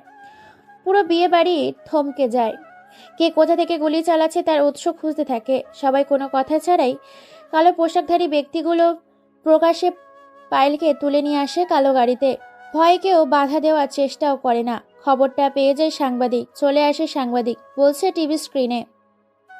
আজকের জমজমাট ও রমরমাট খবর শহরের বিখ্যাত বিজনেসম্যানের একমাত্র মেয়ে পায়েলের বিয়েতে পায়েলকে 4 জন মুখোশধারী ব্যক্তি এসে উঠে নিয়ে গেছে। প্রকাশ্যে বাধা দেওয়ার চেষ্টা করলে তাদের বন্দুকের ভয় দেখায়। পুলিশ খুঁজতে থাকে পুরো শহরে সেই 4 জন অজ্ঞাত ব্যক্তিকে। এখনো পায়েলের কোনো হদিশ পাওয়া যায়নি। খবরটি সারা শহর, সারা দেশে ছড়িয়ে গেছে। হাঙ্গামা পড়ে গেছে। শহরে কি নতুন মুখোশধারী ব্যক্তি যে কিনা প্রকাশ্যে বিয়ে বাড়ি থেকে তুলে নিয়ে যায় বিয়ের কনেকে। চেয়ারের সাথে বাঁধা অবস্থায় আছে পায়েল। তার সামনে মদ ও সিগারেট নিয়ে বসে আছে এক আগন্তুক। পায়েল মিটমিট করে চোখ খুলে পুরো রুমটা ঝাপসা অন্ধকার। মাথার উপর 0 ভোল্টের সাধারণ অঙ্কের বাতি জ্বলছে। সরাসরি ঘেমে একাকার। সামনে কেউ একজন আছে দেখতে পাচ্ছে। পায়েল জর্জরিত গলায় বলে ওঠে, কেউ আছেন? প্লিজ আমাকে বাঁচান, আমার খুব জল তেষ্টা পেয়েছে। পায়েলের মুখে একথা শুনে সাকিব উঠে গিয়ে পায়েলের জন্য পানি নিয়ে আসে। তারপর পায়েলের সামনে রাখে, কিন্তু বাইরের হাত পা বাঁধা। পায়েলের ইশারায় বুঝিয়ে দেয় তাকে যেন পানিটা খাইয়ে দেওয়া হয়। হালকা হালকা বোঝা যাচ্ছে পানি দেখে ধোয়া বের হচ্ছে। সেই দিকে কোনো ভ্রুক্ষেপ না দিয়ে পায়েল মুখ মেলে। সাকিব আর দেরি না করে পানি ঢেলে দেয় পায়েলের মুখে। মুখে পড়ার সাথে সাথেই গলার ভিতর দিয়ে পেটের মধ্যে চলে যায় পানি। আর এক চিৎকার দিয়ে দেয় পায়েল। তার এই চিৎকারে যেন পুরো পৃথিবী কেঁপে ওঠে, জমিন শুদ্ধ কেঁপে ওঠে। কেননা পানিটা ছিল প্রায় অনেকটাই ফুটন্ত, টকবগে গরম পানি। আর সেই পানিটা সাকিব তাকে খাওয়ানোয় মুখ, গলা, পেট পুরি ছাই হয়ে যায়। কলিজাগুলো যেন এখনই জ্বলতে থাকে। কথা বলার ভারসাম্য হারিয়ে ফেলেছে। লাফালাফি শুরু করেছে। চেয়ারে বাঁধা অবস্থায় থাকা পায়েলের একদম আত্মনাদ দেখে গগন কাঁপানো চিৎকার দেয়। এটা দেখে সাকিব বলে ওঠে, এইটুকুতে এই অবস্থা? তাহলে ভেবে দেখো আমি 5 বছর কি করে জেলে এই ঠান্ডা এই গরমের মাঝে কত কষ্ট নিয়ে কাটিয়েছি। আপনজনদের কাছ থেকে দূরে থেকে তোর মিথ্যে একটা কথা বলাতে আজকে শুধু আমি বলবো, তুই চুপ থাকবি। তোর সাথে এমন কিছু হতে চলেছে যে এটা পৃথিবীর শ্রেষ্ঠ শাস্তি হতে চলেছে। তারপর পায়েলকে আর কোনো কথা না বলতে দিয়ে চেয়ার থেকে তার বাঁধনগুলো খুলে দিয়ে নিয়ে বিছানায় উপর শুয়ে দেয়। তারপর তার উপর শুয়ে পড়ে আর বলে ওঠে, তুই তোর শরীরের দোহাই দিয়ে আমাকে সেদিন জেলে পাঠিয়েছিলিস। আজকে তোর শরীর দিয়ে আমি আমার 5 বছরের এই ক্ষুধার্ত তেষ্টা মিটাবো। এই বলে জোরপূর্বক পায়েলের বাধা দিলেও পায়েলের শরীর থেকে সব জামা কাপড় ছিঁড়ে ফিকে দেয় সাকিব। তারপর শরীরের ঠোঁট, মুখ, কানে, সারা শরীরে কামড়ো চুমু দিচ্ছে। ঠোঁটের উপর অশ্ব কামড় দিতে থাকে। কামড়ে ঠোঁটের অবস্থা খারাপ করে ফেলেছে। লজ্জাস্থান থেকে শুরু করে সারা শরীরে কামড়ের দাগ ও আঁচড়ের দাগ। জোরপূর্বকভাবে প্রায় 75 মিনিট ধরে শারীরিক অত্যাচার করে পায়েলের উপর। প্রায় আধমরা হয়ে গেছে পায়েল। লজ্জাস্থান পুরোপুরি ড্যামেজ হয়ে গেছে। তারপর এক রক্তমাখা রাগান্বিত ভাব নিয়ে এক বিশ্রী হাসি দেয় সাকিব।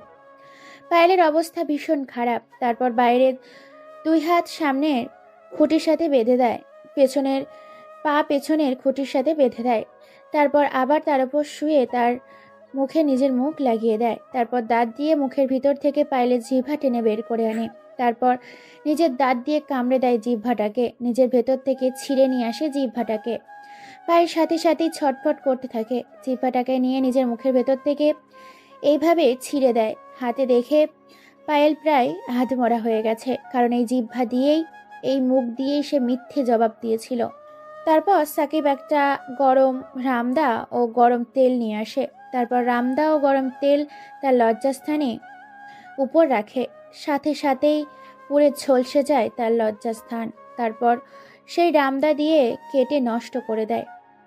তারপর একটা ছুরি গরম করে এনে গরম করে সেই ছুরিটা দিয়ে কয়েকবার পেটের মধ্যে আঘাত করে, শরীরটাকে খণ্ড বিখণ্ড করে ফেলে।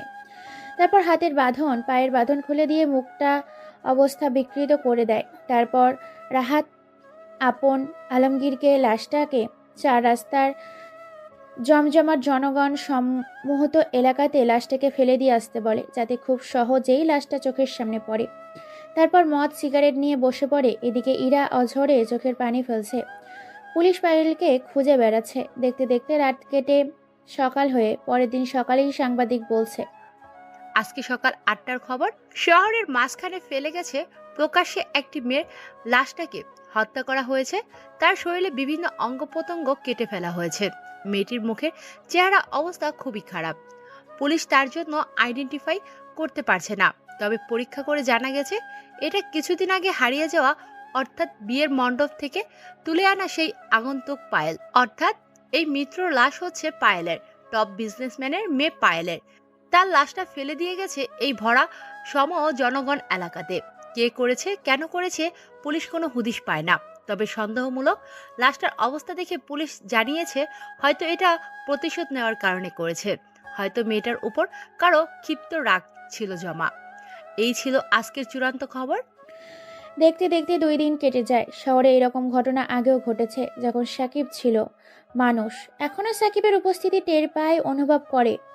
আরও এরই মধ্যে 2 দিন কেটে যায়। এদিকে সাকিবের পুরো পরিবার সাকিবকে খুঁজে বেড়াচ্ছে, কিন্তু পাচ্ছে না। সাকিব আজকে একটা নাইট ক্লাবে এসেছে। পকেট থেকে ফোনটা বের করে মাসুদের নাম্বারে ডায়াল করে। ফোন রিসিভ করতে সাকিব বলে ওঠে, হ্যালো মাসুদ, আমি সাকিব বলছি। অমুক ঠিকানায় আমার সাথে দেখা করো। আমার পুরো টিমটাকে নিয়ে আসবে, গোপন সূত্রে কেউ যেন না জানে, আর বিশেষ করে আমার পরিবার। ভাই আপনি তো জেলে, তাহলে বাইরে কি হবে? অনেক কাহিনী লুকিয়ে আছে, আগে দেখা করো, তারপরে বলবো বাকি সব। ওকে ভাই, ঠিক আছে। তাহলে আজকে আমরা রাত 10টার পর দেখা করব। আমি আপনার দেওয়া পুরো টিমটাকে এতদিন পরিচালনা করেছি। যেহেতু আপনি চলে এসেছেন, তাহলে আমি পুরো টিমটাকে নিয়ে আপনার সামনে হাজির হব। তারপর মাসুদ ফোন কেটে দেয়। দেখতে দেখতে রাত 9টা পেরিয়ে 10টা বেজে যায়। 10টা বেজে 10:30। হঠাৎ নাইট ক্লাবের ভেতর 30 থেকে 40টা ছেলে প্রবেশ করে। তাদের মধ্যে প্রথমে আছে মাসুদ ও মাসুম। তারা সবাই সাকিবকে এদিকে ওদিকে খুঁজতে থাকে, কিন্তু তাদের সামনে থাকা সত্ত্বেও তারা খুঁজে পায় না। বেশ কিছু সময় কেটে যায়। টেবিলে বসে থাকা একটি ছেলে হাতের ইশারা দেয় মাসুদকে। মাসুদ ছেলেটিকে দেখতে পেয়ে এগিয়ে যায় আর বলে ওঠে, জি ভাই, কিছু বললেন? ঠিক চিনতে পারলাম না আপনাকে। সাকিব দাঁড়িয়ে যায়, মুচকি একটা হাসি দেয়। আসলে সাকিবকে না চেনারই কথা, কারণ সাকিবের চুল দাড়ি সব বড় হয়ে গেছে। এরকম অগোছালো প্রকৃতির মানুষ, তাই চিনতে পারেনি কেউ। সাকিবের একটা মুচকি হাসি দিয়ে বলে ওঠে, আমি সাকিব, তোদের বড় ভাই, শহরের সিক্রেট মাস্তান, ফিরে এসেছি তোদের মাঝে। তারপর মাসুদ, মাসুম আর কোনো কথা না বলে জড়িয়ে ধরে সাকিবকে। রিয়াদ, রাজ, শৌফিক, শাওন, ইয়াজ, তৌফিক এরা এসে সাকিবকে জড়িয়ে ধরে এবং সাকিবের 2 হাতে চুমু খায়। হাউমাউ করে সাকিবকে দেখে কেঁদে ফেলে, কারণ সাকিব ছিল তাদের দলের লিডার। সাকিব চলে যাবার পর টিমটা লণ্ডভণ্ড হয়ে গিয়েছিল। সাকিবকে দেখে আবার নতুন করে মনে জোর পেয়েছে। সাকিব তাদের এরকম অবস্থা দেখে বলে ওঠে, আমার কিছু ইনফরমেশন প্রয়োজন। সেদিন ভার্সিটিতে কারা কারা আমাকে মিথ্যে ষড়যন্ত্রে ফাঁসিয়ে জেলে পাঠিয়েছিল, তাদের পুরো লিস্টটা চাই। আমি চাই তোরা আজ থেকে কাজে লেগে পড়বি, আর আমার খবরটা যেন কেউ না জানে যে আমি এই শহরে আছি। ওকে ভাই, ঠিক আছে, সমস্যা নাই। তারপর তারা যে যার মতো অনেকক্ষণ নাইট ক্লাবে আড্ডা দেয়। অনেকদিন পর তারা সাকিবকে পেয়েছে। তাদের মাঝে ওই হুল্লোড় আড্ডা মাতিয়ে দেয় তারাও। তারপর চলে আসে পুরো টিমটাকে নিয়ে থানার সামনে। আর সাকিবের কথা মতো থানার ভেতর থেকে থানার এসআইকে তুলে নিয়ে আসে, কারণ এসআই শহরের একজন আতঙ্ক, গরিব দুঃখী মানুষের অসহায় তার সুযোগ নেয়। সে হাজার হাজার লাখ টাকা ঘুষ খেয়ে আজকে নিজের পকেট ভারিয়ে ফেলেছে। সেটা কে সাইজ করবে বলে পুরো টিমটাকে নিয়ে থানার সামনে এসেছে। থানার ভেতর থেকে হুড়মুড় করে তুলে নিয়ে আসে। থানার ভেতরে পুলিশ কনস্টেবলগুলো বাধা দিতে আসলে তাদের কয়েকজনকে ধমক দিয়ে জানের মায়া নিয়ে কেটে পড়ে সেখান থেকে। তারপর থানার সামনে তাকে তুলে নিয়ে আসে 4 রাস্তায় কবরস্থানের মাঝে 2 গাছে রশি দিয়ে বেঁধে ফেলে 2 পা ও 2 হাত। তারপর তার সামনে রাখা হয় আগুন, ফুটন্ত পানি ও অ্যাসিড। সেই ফুটন্ত পানিটা দিয়ে ওসির প্যান্টের ভেতর দিয়ে ঢেলে দেওয়া হয়। সাথে সাথেই ওসির লজ্জাস্থানে পুরো মাংস খসে পড়ে। ওসি শুধু চিৎকার করতে থাকে। তারপর আগুন দিয়ে তার 2 পা আগুনের মাঝে রেখে মুহূর্তের মধ্যে আগুনে ঝলসে যায় তার 2 পা। তারপর সবাই মিলে অস্ত্র হাতে নেয়।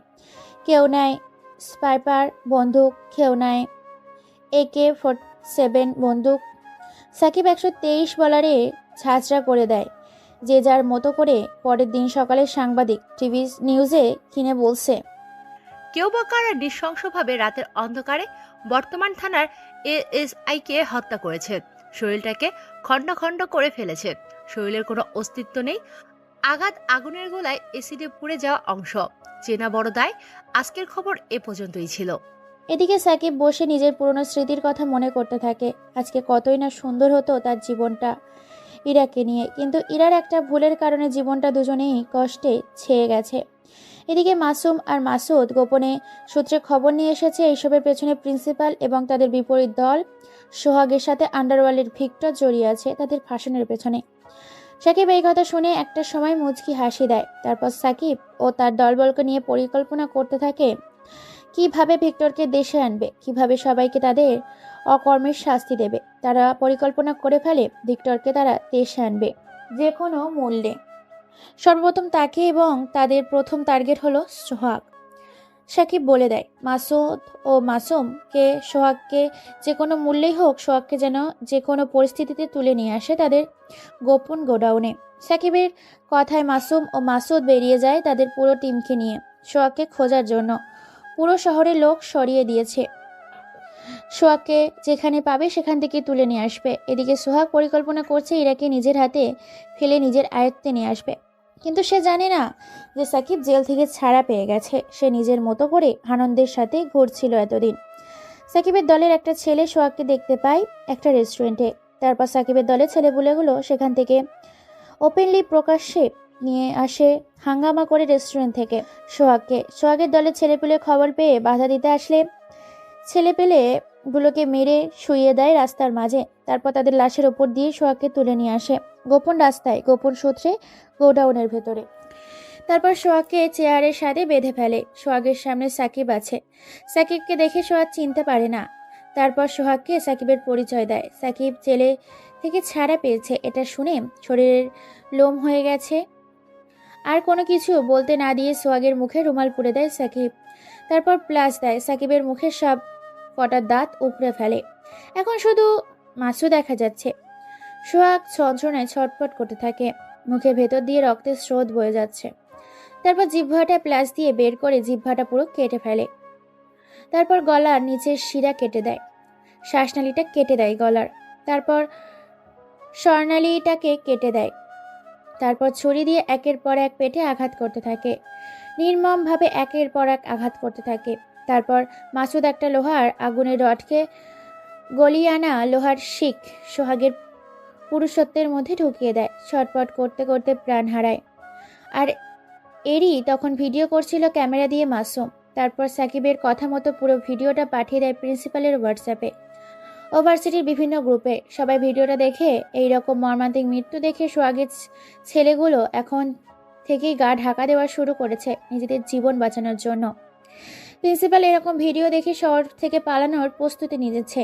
অন্যদিকে সাকিবের কথা মতো মাসুম আর মাসুদ ও তার দলের ছেলেপুলেগুলো প্রিন্সিপালকে ধরতে তার বাসায় চলে গেছে।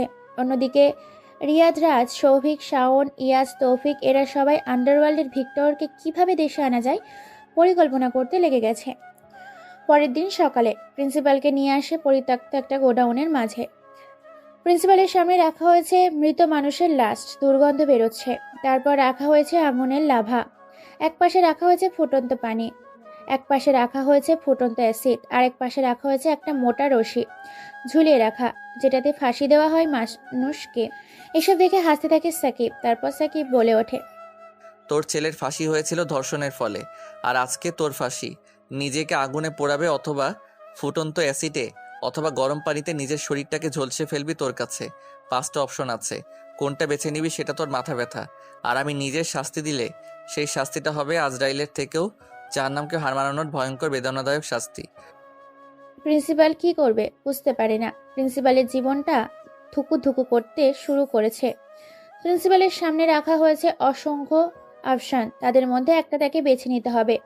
প্রিন্সিপাল ভাবতে থাকে আগুনের লাভায় ঝাঁপ দিলে তিলে তিলে মরতে হবে, ঝাঁপ দিলে শরীরটা নিমেষেই গলে পড়ে যাবে, আর ফুটন্ত পানিতে ঝাঁপ দিলে মরলে সারা শরীরে ফোসকা দিয়ে কষ্টদায়ক মৃত্যু হবে তার। এদিকে ভিক্টর দেশের উদ্দেশ্যে রওনা দিয়েছে।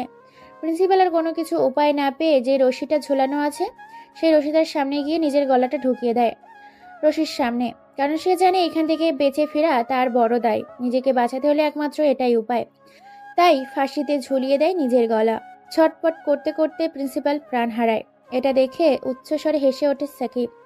অন্যদিকে ভিক্টর দেশে পৌঁছে গেছে। ভিক্টর চলে যায় তার একটা হোটেলে। খবর পেয়ে যায় সাকিব। রাতের অন্ধকারে নিস্তব্ধ তারা মাঝে পুরো হোটেলটাকে ঘিরে ফেলে সাকিবের দলবল। রাত বাজে 11:15। হোটেলের ভিতর বেশ কিছু মেয়ে নিয়ে ফুর্তি করছে ভিক্টর। পাঠিয়ে দিয়েছে ভিক্টর সে পার্টির মাঝে প্রাণ হারাবে আজকে। ভিক্টর মদ খেয়ে মাতাল হয়ে গেছে। কিছু মেয়েকে তার রুমে নিয়ে গেছে, ভোগ করবে। তারই সুযোগ নিয়েছে সাকিব। হঠাৎ করে রুমের ভিতর কেউ একজন প্রবেশ করাতে সবাই চমকে ওঠে। মেয়েগুলো লজ্জায় বাথরুমে, কেউ লুকিয়ে খাটের নিচে, আলমারির পেছনে উলঙ্গ অবস্থায় সেখানে চুপটি মেরে বসে আছে। বুঝতে পারে না কে তার সামনে। ভিক্টরকে কোনো কিছু বলতে না দিয়ে রামদা তার শরীর থেকে তার লজ্জাস্থানটা কেটে ফেলে। ভিক্টর ছটপট করতে থাকে রুমের এদিক ওদিক, দৌড়াদৌড়ি করতে থাকে, কিন্তু রুম থেকে পালাতে পারে না, কারণ পুরো রুমটা ঘিরে রেখেছে। ভিক্টর নিজের প্রাণ ভিক্ষা চায়, আকুতি মিনতি করতে থাকে সাকিবের কাছে, কিন্তু সাকিব আবার রামদা দিয়ে তার পা দুটো কেটে ফেলে যাতে সে দৌড়াতে না পারে। তারপর হাত, তারপর জিহ্বা, তারপর চোখ, তারপর নাক, তারপর কান, শেষ পর্যায়ে শরীর থেকে গলাটাই আলাদা করে ফেলে। টুকরো টুকরো করে ফেলে তার শরীরটা। দেখতে দেখতে দিনটা কেটে যায়। হোটেলে খবর পেয়ে গেছে পুরো হোটেলটা পুলিশ সিল করে দিয়েছে, যাতে কেউ ভেতরে এবং ভেতর থেকে বাইরে যেতে না পারে। সাংবাদিক পুরো দেশে খবর ছড়িয়ে দিয়েছে ভিক্টর নামে আতঙ্কবাদীটা এই হোটেলে নৃশংসভাবে তার লাশটা পাওয়া গেছে। পুলিশ আইডেন্টিফাই করার জন্য উঠে পড়ে লেগেছে। অবশেষে পুলিশ জানতে পারে এই লাশটা ভিক্টরের।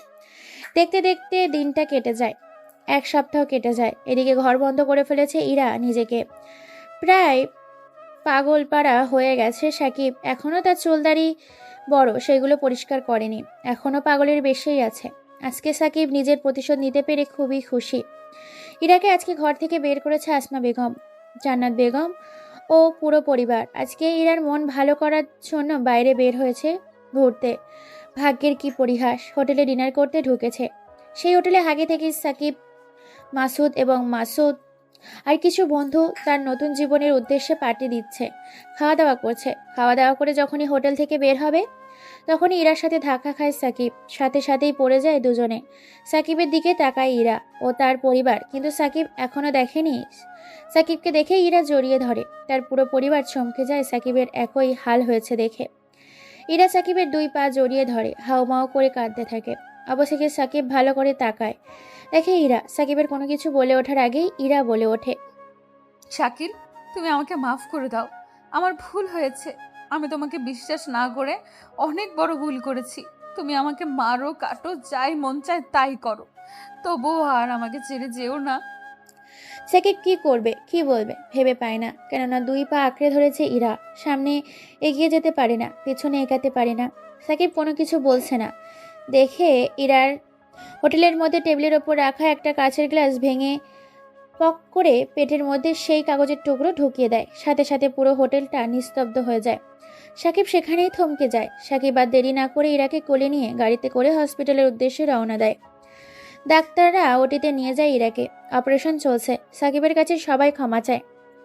সাকিব সবাইকে আপন করে নেয়, নিজের বুকে টেনে নেয়। অনেকদিন পর প্রিয় মানুষদের পেয়েছে। তার কাছে, তার আপনজনদের কাছে সেও ক্ষমা চায়। দেখতে দেখতে পুরো 5 ঘন্টা কেটে যায়।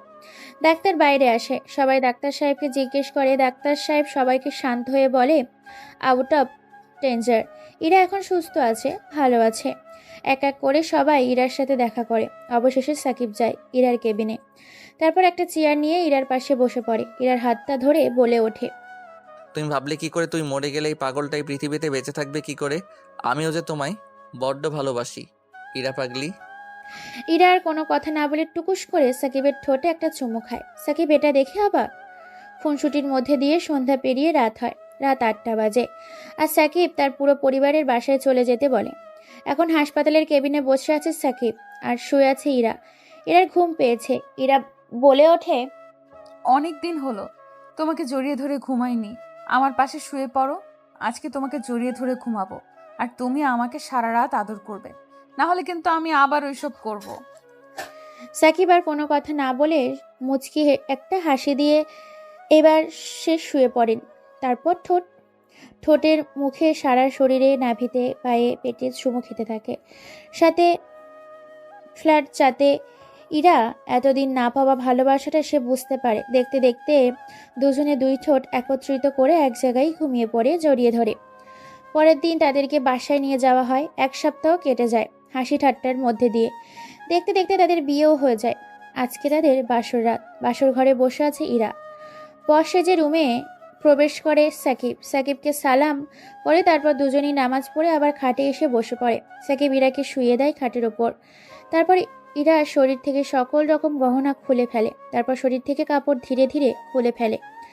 সারা শরীরে চুমু খেতে থাকে। সাকিব হাতে, পায়ে, পেটে, নাভিতে চুমু, ঘাড়ে, নাকে, কানে, সারা শরীরে চুম্মা খেতে থাকে।